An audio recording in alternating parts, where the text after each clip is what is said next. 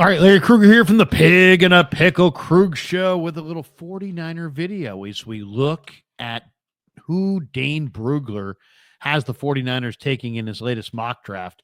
Brugler is one of the best in the business. And of course, we're brought to you by our friends at LearnKey Upskill Academy. The show is sponsored, or the video is sponsored by LearnKey Upskill Academy, an online learning platform designed to get you job ready in 6 months or less, whether you're interested in IT, cybersecurity, marketing, or another high demand field.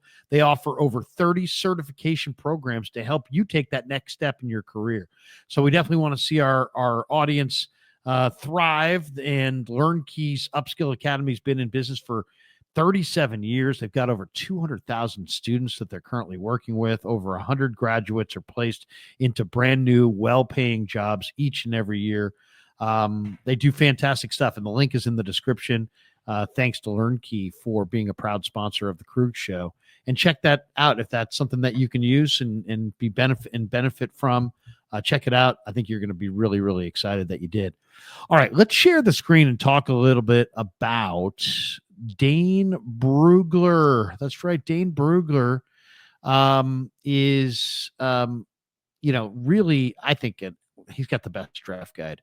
And he's got his mock draft up right now, and it's an interesting mock draft.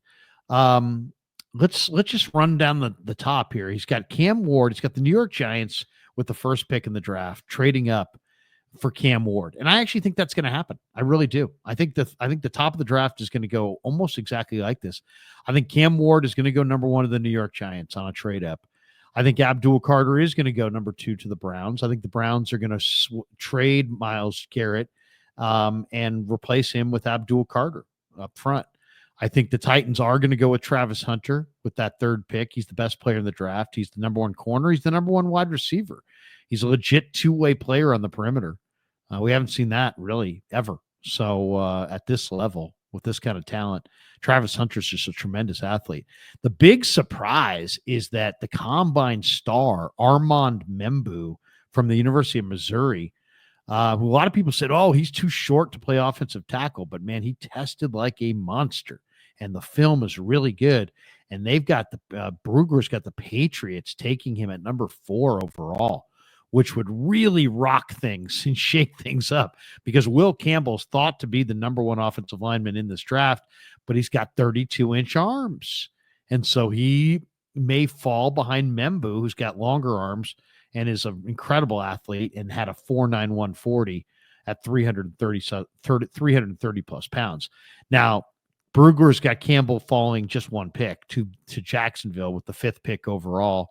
And he's got the Raiders taking Ashton Genty from the running back from Boise State, which a lot of people will say, man, that's a reach. That's a reach. Genty's had a great player. He had a phenomenal year at Boise State, but quality of competition is not the best in the country. And he was good, but not spectacular against Penn State. Not that he's not a very good NFL running back. He is a very good NFL running back. I just don't know that he's in this draft. I kind of like Marion Hampton and some of these other guys better. Now, Mason Graham has, this Brugler's got him falling down to 7. I think in this scenario, you might see the 49ers try to trade up to number 7, to take a Mason Graham, or maybe to number 6 with the Raiders to try to take Mason Graham. In fact, if you're the Raiders, I could see if the Raiders really do want Ashton Genty, they got a great chance to get him trading back with the Niners at 11. And I don't love the idea of trading up, but Mason Graham might be the one guy who's so polished and so ready. He's just so quick. I mean, he's got the wrestling background. He's just a bear, and he's such a tough defensive tackle to block. He just flows in the right direction. He makes play after play after play. He's just a veteran-like player with a tremendous motor. I mean, this guy's motor and first step are off the charts. So he might be the perfect guy to add if you're the 49ers. And in this scenario, he falls to 7, and he might, be like within range of a trade up. They've got Shamar Stewart going 8th to Carolina. Shamar Stewart's going to be a great pro. I don't care if he had 2.5 sacks or 4.5 sacks or whatever it was at A&M. He led A&M this year in pressures. He's got 40-inch vertical. He's 280 pounds. He doesn't have a ton of moves, but man, I love this guy. If you like to do a lot of stunting and twisting and turning up front, moving your defensive lineman, Shamar Stewart's a beast in that front, and I think he'll be a great Niner. But he's off the board here at 8. Tyler Warren's off the board at 9, going to the Saints. Warren is about as safe a player as there is. Tyler Booker is really interesting. He's slow. He didn't work out well, but man, he is just such a road grading guard. I think he's one of the best offensive linemen I've seen, one of the most dominating offensive linemen I've seen in a long time. Now, I realize the Niners don't want to take a guard in the top 10, but man, would you take Quentin Nelson in the top 10? Yeah, you would. So you might want to consider it because this guy is just a monster, just a road grader. The Niners don't run the ball in the low red zone. They would run the ball in the low red zone if they had Tyler Booker. He's just a force. Part of me says, you know what? I'd love to see the 49ers trade back and start to, see if they can find some road grading offensive linemen and really build a fortress around Brock Purdy. And if you could start that with Tyler Booker, I would do it. In this mock, he goes 1 pick in front of the Niners. So that leaves the Niners with Mikael Williams, from the edge rusher from Georgia. Now, Mikael Williams looks the part. I mean, he's absolutely a beast. He's ripped. He's 6'5". He's 265 pounds. He passes the eyeball test.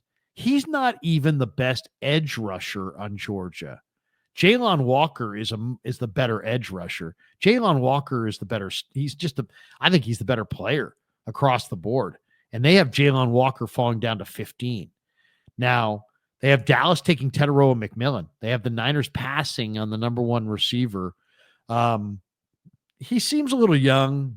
I'm interested to see what his 40 time looks like. McMillan's ball skills are tremendous. If they really do move off of Brandon Ayuk, you may see the Niners go with Teteroa McMillan at 11. That would not surprise me. Nick Emanwari, the South Carolina safety, who's just an absolute mutant of an athlete, going 13. Now, he's a guy that if you felt comfortable with him playing free safety, man, that might be the best pick for the 49ers. When you're talking about college production and elite athleticism, Nick Emanwari's got that. He was very productive at South Carolina, and he is a testing monster. Colston Loveland, 14. He's got some shoulder injuries. Jalon Walker, in my mind, I'd probably be picking between Emanwari and Jalon Walker. I love Jalon Walker. I think Jalon Walker can be an all-pro stack backer and a dynamic blitzer. And if you're looking for speed on defense and to close down that space, man, he can do it as well as anybody.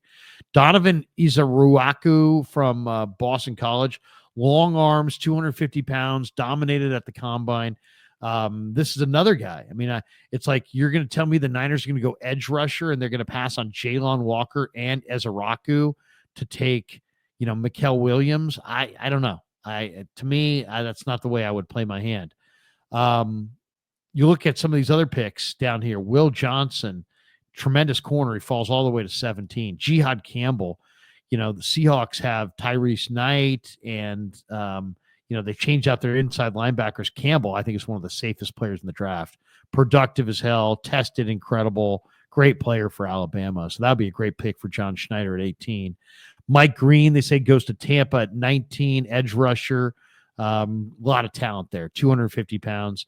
The Broncos draft Amarion Hampton to run the rock with Bo Nix. I think that could wind up being a really great pick. The Steelers draft Shedeur Sanders at 21. Now, that would be interesting. The Steelers have been non-committal. Do they want Russell? Do they want Fields? Who do they want coming back? Shedeur Sanders would be a tremendous get. By the way, we were talking, about all these different, ideas of who goes where and who fits where. Shedeur Sanders at the Steelers really is an interesting pick. In a lot of ways, the Steelers would provide exactly what Shedeur needs, which is a strong defense, a good running game, a really solid organization. He could blossom in Pittsburgh.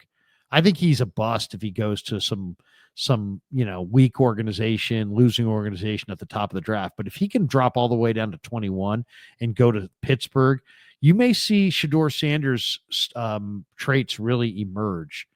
Matthew Golden might be the best receiver in the draft, and they've got him going 22. I mean, his ball skills, I know he's a little small, but his ball skills and his speed, his sub 4.3 speed, I think he's going to go a lot higher than 22. Derek Harmon from Oregon going 23. There's a lot of people that, feel like he could be a second round pick. This would be incredible if Kelvin Banks fell all the way to 24, but he didn't test amazingly at Indy. So there's a possibility of that. Gray Zabel is 6'5", and he had a shorter arms than my buddy from North Carolina, who's 5'10". But Zabel had a great combine or a great Senior Bowl, I should say, where he was fantastic in the practices.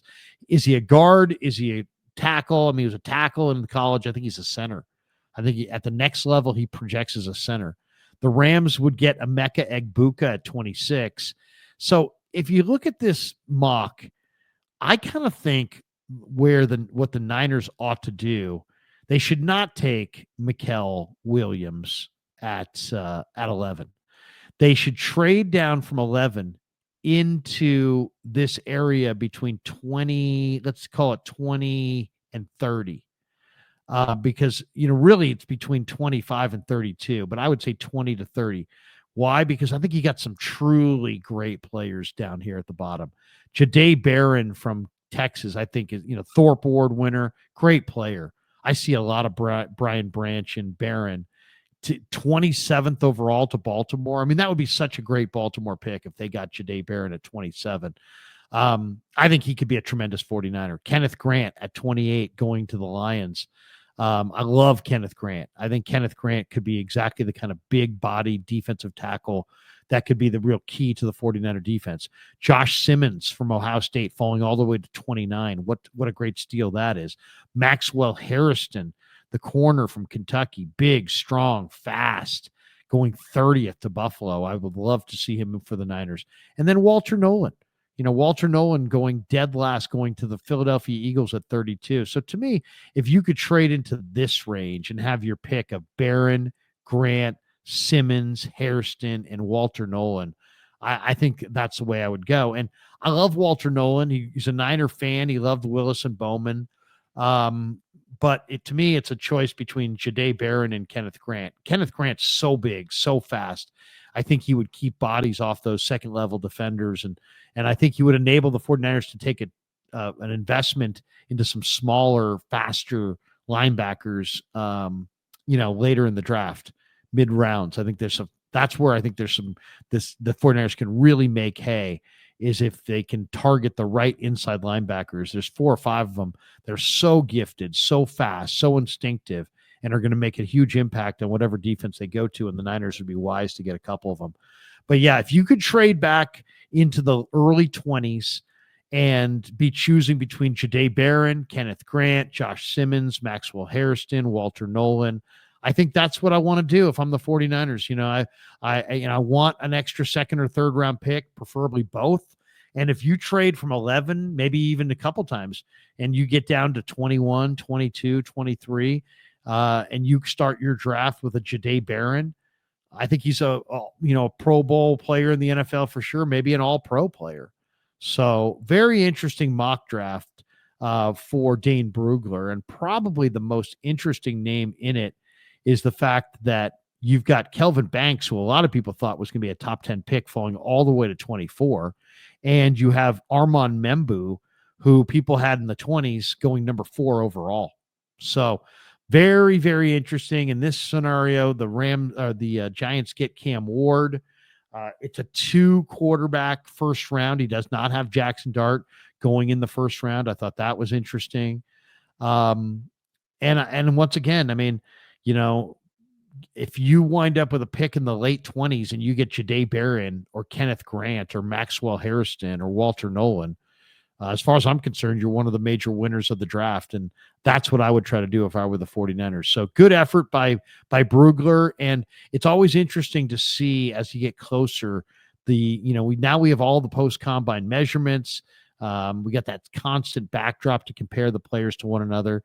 You start to see a little bit more of a defined mock draft, but I love the value here is if you say, okay, everybody's going to fail there's always a failure rate, in the league, and guys will fail for any number of reasons. And it's hard to necessarily predict. Sometimes it's easy to predict, but generally there's some reasons, some combination of reasons that guys fail. So what you're looking for are the cleanest prospects. You're looking for guys who work out great, who tested great, who played great.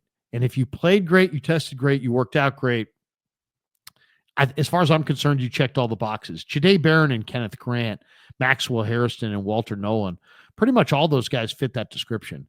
They were incredibly productive college football players. Then they went to the college all-star games, whether it be the Shrine or the Hula or the Senior Bowl or some combination thereof, and they shined. They shined in the practices. And then they went to the combine and showed that they were big-time futuristic NFL caliber athletes. So you check the box. Are you enough of an athlete? Yes. Are you a really good football player and it shows on the field in all-star settings? Yes. Are you a productive player for your college team? Yes. When you check all three of those boxes, as far as I'm concerned, you're in that kind of, that's the subsection that I'm looking for.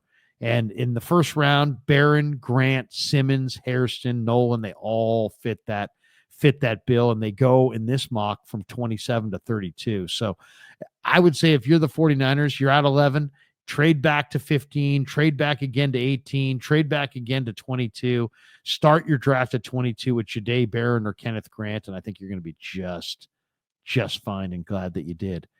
All right, that is going to do it for the video. Thanks to everybody for sponsoring. Thanks to all of our fans. Thanks to Pig and a Pickle. Thanks to Claudaddy Arcades. Thanks to our great friends at LearnKey Upskill Academy. The links are in the description below.